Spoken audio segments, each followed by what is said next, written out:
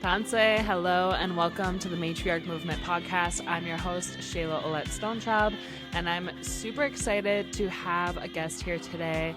Himikalas Pam Baker is a trailblazing Indigenous fashion designer whose work weaves ancestral symbols with contemporary elegance, creating timeless pieces that celebrate culture, empower community, and inspire the next generation of Indigenous artists. I've known about Pam since I was 18, and I'm a little bit older than that now, so it's been literally a decade. And I'm so inspired by how you not only represent your culture and your bloodlines, but you also support and mentor Indigenous youth. And so if you just want to introduce yourself to the audience, thank you so much for being here.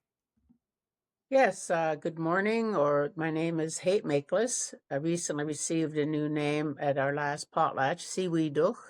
I am Skohotmish, Muskamat Zaudeno, Tlingit, and part of that Muskamat Zaudeno is the Kwagilt, which most people know the whole area.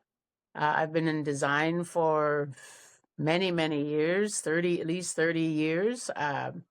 Went to school in Los Angeles where I received my degree in fashion design as a mature student with my two children in tow. And I have been designing ever since. I came back to Canada, opened a fashion design school for about 7, 8 years, and then closed it just before 2010 Olympics.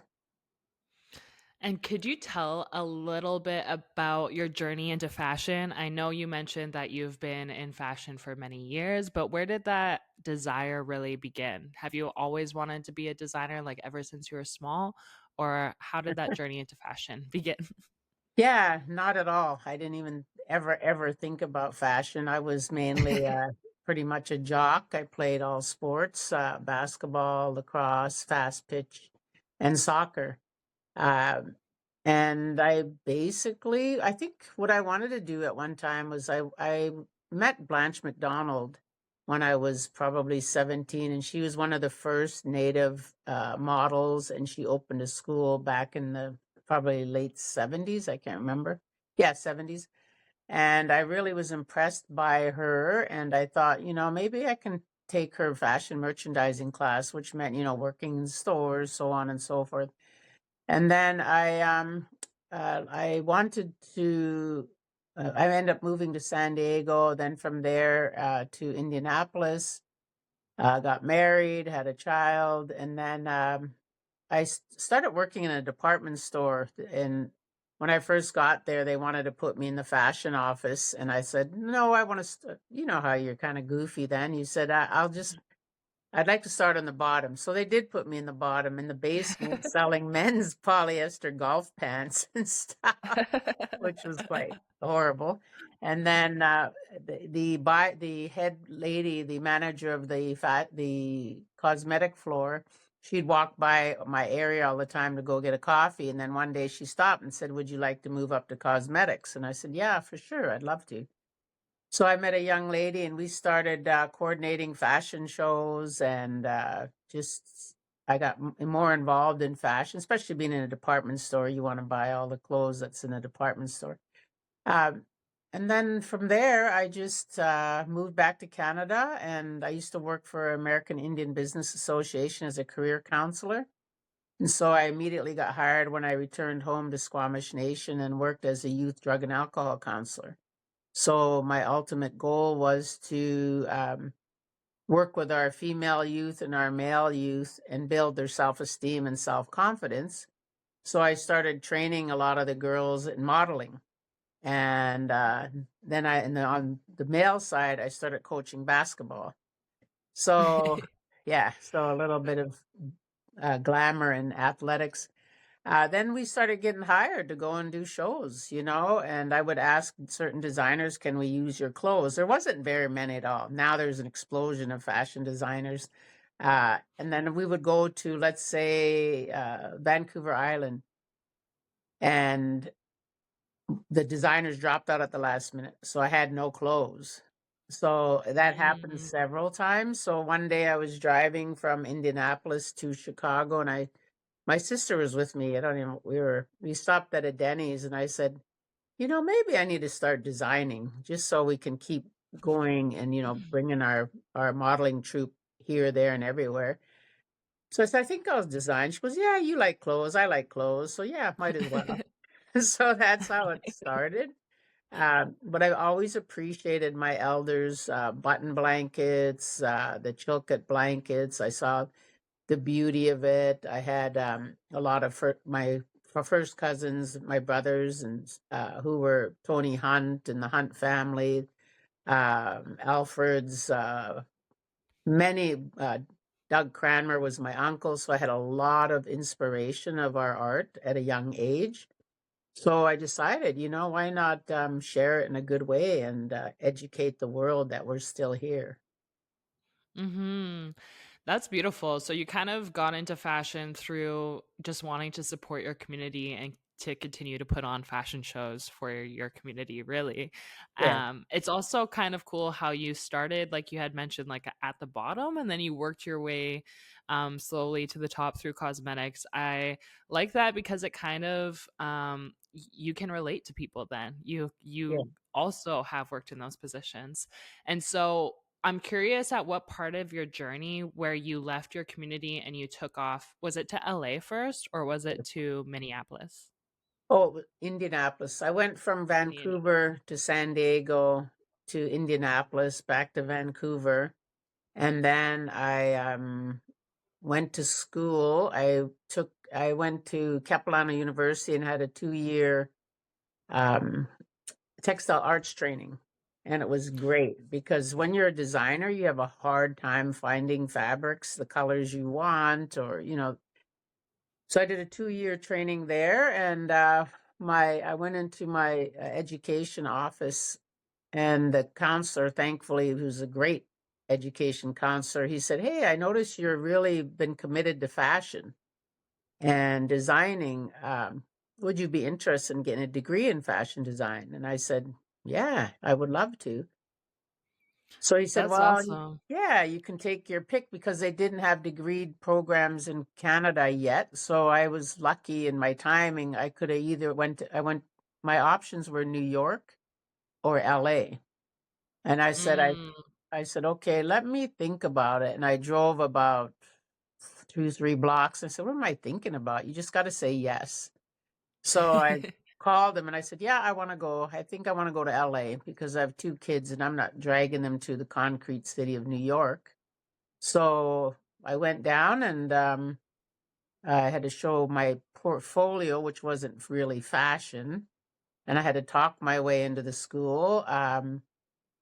I They said, okay, we'll start you off in freshman year. And I said, no, I don't want to start in freshman year. I said, I want to start as sophomore. I said, because I'm a mature student and my tribe is going to pay you.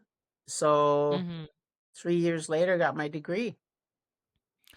That's awesome. So you went from Vancouver and then you moved to LA and you are also a single mom of 2 children. And so what was your experience like initially arriving into Los Angeles? Because I know we hear about the other side, but getting a degree requires a lot of work and persistence and being a single mom on top of that. What was that experience like for you? Um, it was very difficult, but I think when you're a mom, you are already organized. You know what you have to do. I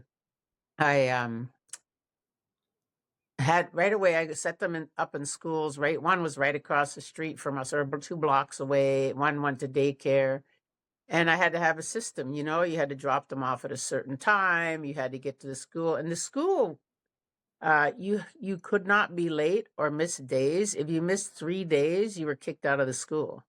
If you were late Mm. a certain amount of times, that would equate to the days. So you had to be there on time every day, and it was really great structure. And then after that, I would get home, pick up the kids, feed them, put them to bed, and start my homework till two, And 3, 4 in the morning. oh my gosh. And then you are probably like the only Indigenous artist or designer within that school, correct? Or did they have other No, Indigenous people there? No. no, it was funny. Ended up being one of my good friends. She said, When you walked in the class and you said, I'm Native, I'm Squamish, Quagile, da da da da, and I'm here down here to represent my people. And she said, she goes, I was shocked. She said, I've never met a Native person for one thing and already known what I wanted to do. Yeah. And then I continually I'd fly home for potlatches. I'd fly to different areas to go play fast pitch in the weekends. I would coach my little guys basketball team in LA in the mornings, the little tiny guys. I'd coach them basketball. I would go garage sailing to fill up my apartment and then get back at it. Yeah. Damn, props, because my mom was also a single mom, so Yeah. I can relate a little bit with my mom just being really the glue that held our family together. Um, I'm curious about in fashion school, especially in LA, like how would you define like the differences between like the way you interpret fashion through your lens and through your lineages versus like mainstream fashion? Like what are the differences or similarities within those? Well, I've always loved high fashion. I've always loved evening wear. And so how do I utilize my skills from being in Los Angeles and create one of a kind pieces that have never been seen before? Uh, when I was in the school, I was told several times, you need to focus on the trends. You need to focus on what's new. And, because I was always slipping in native art somewhere. And the head of the school said to me, one guy also said, you know what, you need to, because I was designing for Bates leather, which we were doing, our direction was motorcycle leather gear. And so Mm. immediately I picked Indian motorcycles and I started sketching and drawing and doing all kinds of stuff. And then probably about 3 weeks in, because your critic would come in and give you direction again. And he said, Pam, he said, I think you need to start doing a different bike, like Suzuki or Honda or whatever. I said, oh, okay. And then the critic came in and points around the room at all the drawings. He goes, okay, you're doing this, you're doing that, you're doing Harley, you're doing Indian, he went all the way around. And then they said, any questions? I said, yeah. Um, so you're saying I can still do Indian, right? And he goes, yeah. My instructor looked at me and just shook his head. So I just, did everything I could to stay on track. Yeah. Still within, yeah, working within those confines. Do you feel like following the trends is something that you still do within your work, or how do you come up with a collection or what you're going to design next? No, I don't follow the trends. I follow my brain, which says, hey, this would be really cool. Now, sometimes what I do is I say I build the first piece, which would be the pretty much the finale piece. I kind of figure it all out. And then from there, when it's finished, I can build out and all the other ideas come into place, into play. So it's not sitting down, drawing all my flats and my croquis and then moving forward. I kind of work a little backwards. Right now, I did my collection for Santa Fe Fashion Week and then I showed it a couple of more places, but I built onto that collection for Vancouver Indigenous Fashion Week. So I'm adding new pieces that those new pieces will then travel down south and I'll add on to those collections. So, or I change all into a new direction. And for the listeners that maybe have never seen one of your pieces before, could you tell them what your designs are all about and what you're passionate about through your designs? Yeah. Uh, I do mainly evening wear. Because I like the way it just shows on the runway. Uh, Everything that I do, like from when I first moved back to Canada, I just had to do my Chilkat Elements collection. And it was what I do because I've been trained and lived in the potlatch way of life since I was about 8 years old or maybe seven. So throughout the last, I'm going to be 65 this year. I've always been trained by, well, we all have my family.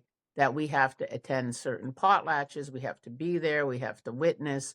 So I see and know what I can use and cannot use. And or I do a contemporary version, like for instance, Chilkat Elements. It's not actually a replica of my great great grandmother's blanket because that to me that's kind of crossing the line. I just do my and actually I did my own Chilkat blanket last year. I said I think I'm old enough to create my own family history blanket, which I did, and they were danced at this potlatch last weekend.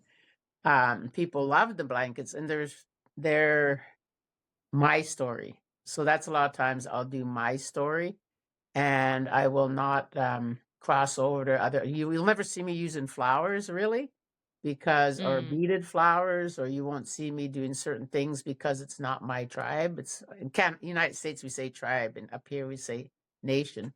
It's not my rights to do that, so that's how I come up with it. Right now, mostly do my Kwakwaka'wakw walk side because that's where I started training when I was little.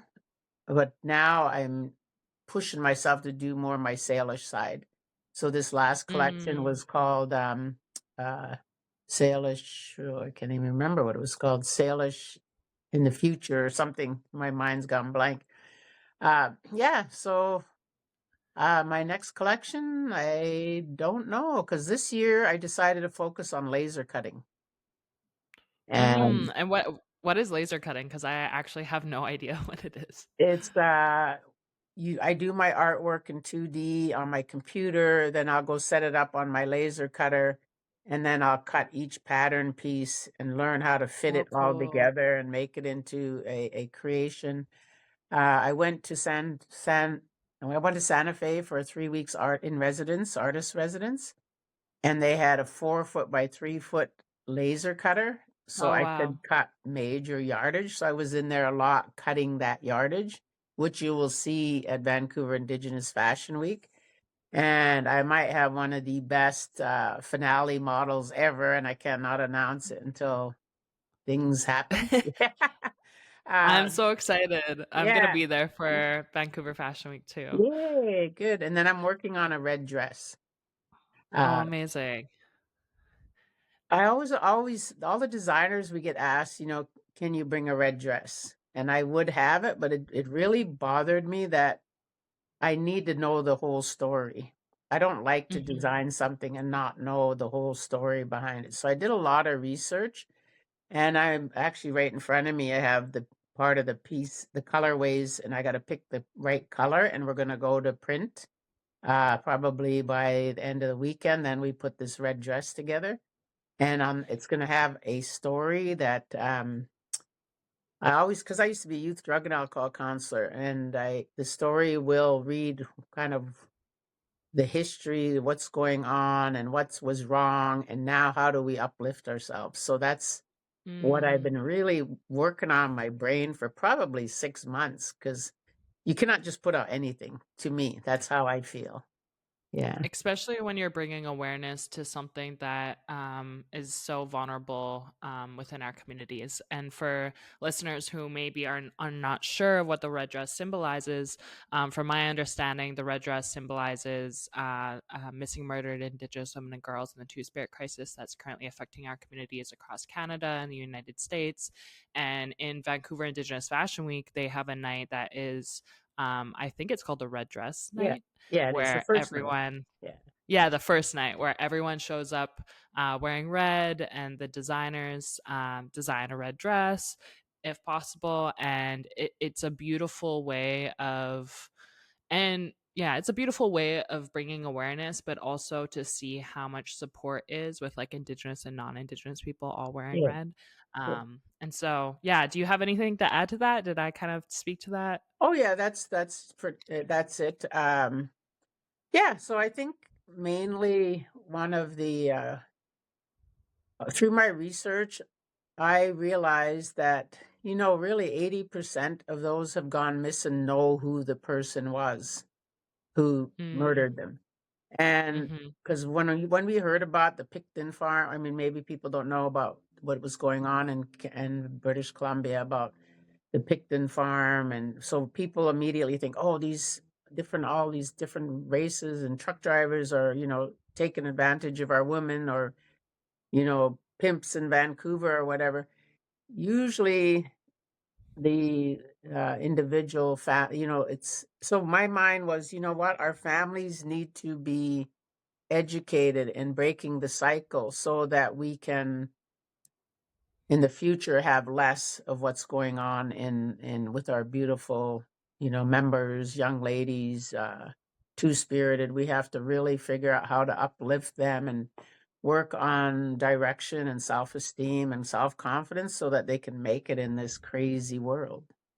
Mhm. Yeah. Yeah, that's where the idea of the Matriarch Movement podcast came actually was because I saw, our women always highlighted in a state of vulnerability or a state of lack or a state of survival. Yet, like when I looked around in my friend groups and my community, like that's not what I saw. I saw Yeah. women that were trailblazing industries they've never seen themselves represented in, that were like the backbones of their families. And I'm like, this is what I want to be highlighted and this is what I want to be shown.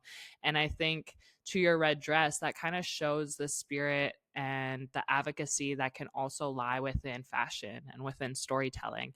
And I think you weave your two lineages in such a beautiful way where you're also making sure that you're paying respects and you have a responsibility to what you're creating. And so, where do you do you have some people that you're mentored by? When do you know like where the line is as to like following protocol and what can be shared versus like what you keep sacred to you? Yeah. She's I've not really been mentored. I've been, like I said, I've watched a lot of my world renowned relatives who are artists. And because of my mother's teachings, she was very stoic, very strong, very a woman of few words. You know how you're fortunate enough to have someone like that in your life. So you were taught what you have to do and how you represent yourself in communities. You would never really see me anywhere partying or acting up. Since I've been young, I had to always carry Mm, myself in that way to as I always say, when I'm coaching shape up or ship out, or, you got to really just carry yourself in a good way. And thankfully, due to my teachings, I know now it's going to be, I'm an elder. I know what lines I could never cross. mm. Yeah. And if I did, it would be a collaboration with somebody, Right. somebody who Okay. wants me to do the sewing and the designing and they do their artwork. I might consider it, but I usually Mhm. just do my own. Yeah. Mhm. Okay. Yeah, I was gonna ask, like, because oftentimes we see the success that happens, and maybe we see the highlight reel on social media. But I'm interested to know, like, maybe what are some of the challenges that you face, but then you've learned, like, throughout your career? Like, what is one challenge that you've faced being an Indigenous designer? Um, oh, usually for most designers or anybody in business is a lack of funds, lack of Mhm. money to move forward. I'd say the last 3 years I've been saying it is an expensive hobby for me. Mhm. It doesn't, and that in I think in Indian country, a lot of people think, oh, you're so successful, you've got lots of money, you got a big house or whatever. I've been building my house for 25 years. I've been Mm. upgrading, doing things that I need to do. And I work hard to employ some of our First Nations members. And to me, it gives them confidence that they can make it in the world or do their own thing. So that's the same thing that my father did. We owned a business below Lionsgate Bridge, Kepalano RV Park. And we employed a lot of First Nations. We were taught what he taught us is that how you give back. And so Mm. I'm always giving back, sometimes not so monetarily, but mainly in help and mentoring. So Mhm.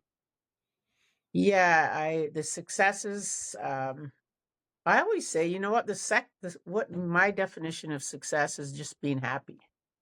And I'm Yeah. pretty damn happy most of the time because And I also pray to the Creator every day. And when that happens, I know when I was in my low points of funding and stuff, I would be, uh, I pray morning and night. Just, you just have to basically say, grandfathers, grandmothers, I pray for this and the health of everybody. And then all of a sudden, in comes a check or in comes a job or something. So I think when you really work hard on your self balance, it the universe can see it, and then they give back, or the creator and ancestors. My main words that I share all the time with everybody is when you eliminate the words try, should, can't, but, and hate, you're to me, I always say you're guaranteed for success, because you're not Mm, saying, "Oh, I'm going to try and do that this week," and then you're telling your kids or anybody, "You should do this, you should do that." People get kind of ticked off, right? I know I mhm. would go like this right away and stop listening. So that's my lifelong words of wisdom is, once you get rid, especially the word try, that's number one. Yeah. And but It's I was Yeah, and but I was told, after you say but, don't listen anymore, because that person, it's elaborating or it's a lie. Yeah, or you're, yeah, like, not fully decided on that decision. It's funny you say that because I just, like, this past week, I'm like, "I'm gonna start saying my motto is action." Like, stop Mhm. talking about it, just do it. Yeah, Just put exactly. action Yeah. behind it.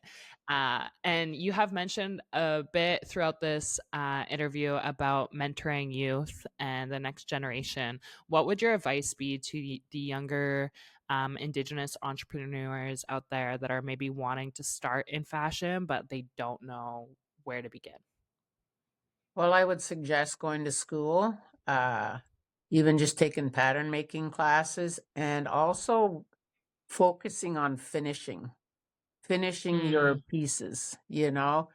You can sew a dress pretty quick, but how's the inside going to look? And how is it mm, going to hang on stage? And not just say, "Oh yeah, it'll look good enough." And when it's on mm, stage and you see, damn, I needed to fix that. So I'm working with a young girl right now, and I said, no, we have to take the side in. Well, maybe, no, wait, you got to think about when it's on stage. So everything you do, think about how it's going to be seen. You don't want people saying, oh, that work, isn't that great. The mhm. other one is taking a business class, learning how to use Excel, learning how to use Word.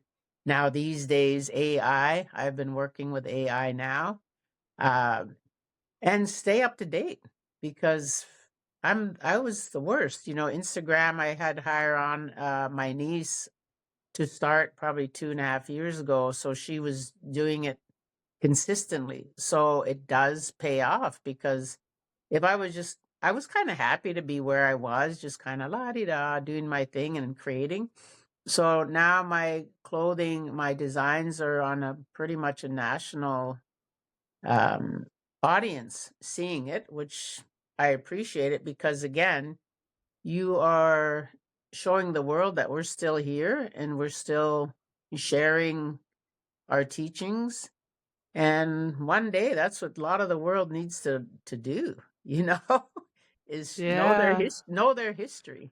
For instance, right now, I just turned 30 and I feel like I did all those things in terms of like my career, and I knew what I wanted and I knew my audience. And now it almost feels like I'm shifting as Shayla. So it's almost like I also have to make the business shift. And so, Yeah. did that happen to you now that you have been in the industry for so long? Were there shifts that you felt personally affected your business? Like, did you just like rebirth yourself through your the same business? Like, what does that look like? I think I had to reinvent myself lots of times. Yeah, yeah, reinvent, not Yeah, rebirth.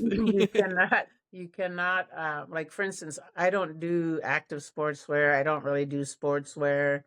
I do more evening wear. I do custom orders. We can do suits, men's suits, women's suits.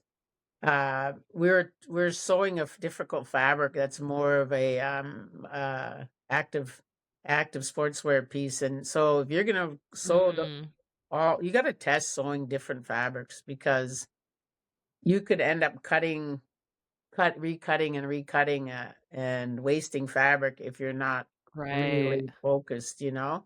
One thing I enjoyed when I was in Santa Fe, I had 3 weeks to myself in a huge studio. And I was like, Mm, wow, I can create 5 to 8 pieces in 3 weeks when I really focus on it. And yes, you can create them and then you bring them home and get them finished. You know, the finishing right. has to happen. Yeah. So I don't know if And I went off so track. no, but I guess through fashion, you can like reinvent yourself through all the different pieces that you make. It's kind of like a new reinvention each time Yeah, yeah.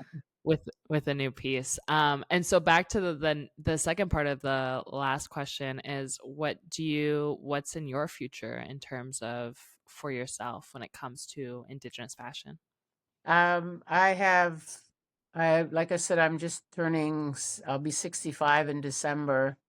And I said, well, maybe I'll do another 5 years. Maybe I'll just work on my yard. Maybe I'll just work on my house. But I think I'll always be creating for sure. I've always dabbled in painting. I would love to do more canvases someday. And jewelry, I started doing acrylic jewelry 12 years ago, or maybe 10 years ago, and it's everywhere now. So I always have to say, like when we're talking about reinventing, I did a line of porcelain and they're fabulous, beautiful. Then now I collaborated, and now I'm doing probably more leather eventually, because Mm, and then I have my laser cutter. So I'm always thinking ahead, and I don't know how long I'm mhm. going to be thinking ahead. You know, you just don't know. That's why you do have the most fun every day and doing what you're doing. So of course, it gets frustrating. I'm looking at this place. Oh, I got to get it organized and get. I've had people who want to come in and buy on Saturday, Oh, and wow. because everybody wants something for Fashion Week now, and I'm thinking, what the heck? Maybe 3 months ago you could have, True. decided what you're gonna wear. I mean, I don't even know what I'm wearing red dress day. I mean, ay, yeah. For listeners, just so you know, Vancouver Indigenous Fashion Week will be happening at the end of November here, and Pam will be one of the designers. Is that correct? Are you showing on which night? The 23rd, I'm the finale on the 23rd, which is West Coast night, I think. Yeah, West Coast or night. yeah. Okay. And hmm how can people support and follow your work? Oh yeah, you can go. I've sent you the information on how to get a hold of me. The quickest way is Instagram, and it's Himikalas Pam Baker, Himikals, and that way you'll be able to see the not barcodes, the other one, QR codes, to be QR able to codes, yeah. go and shop my ready to wear line. I have a ready to wear line that you can order from and expect to not get it for 3 to 5 weeks because they're made when the order comes in, they're made to order. They're not just hanging, Right. and taking up space somewhere. They're all made to order. Yeah. Yeah, I ordered a beautiful matching set. It was like a matching scarf with the pants. I actually got them this summer. Yeah. Oh, So, yay. yeah, they're Aren't the pants beautiful. great? Do you love the Yeah. pants? The I fit love is the pants. great. They're so comfy. Yeah. Yeah. Oh, good. Well, well, thank you so much for joining us on the Matriarch Movement podcast today and sharing a bit about your journey and what's in the future for you. If you have anything left to say to the audience, if not, thank you so much for being here. Well, support all Indigenous artists. Focus on each individual, focus on positive thoughts, get away from negativity because negativity will bring you down. You'll just become a procrastinator. You'll get in a slump. So True. I always say, pull your socks up and get moving, Not too many people wear high socks anymore. But yeah, that was been always one of my sayings. And yeah, you cannot let things get you down, and these days there's a lot, seems to be more, um, what is it, depression and mental Hmm. health issues. I always say, as an athlete, go out and run, go out and walk, go out and exercise, eat right, and a lot of that'll go away. If you're eating junky and that, I know if I eat junky, I get kind of down in the dumps because it's not giving you any energy or nourishment. So just stay positive. So true. So true. Well, thank you so much. I'm going to go put my mocks on and go Okay, for a run here. good for you. Okay. Make sure you follow and support Pam, and also make sure you check her out at the Vancouver Indigenous Fashion Week and maybe grab something from her new line. So thank you so Yay. much. Thank Okay. you.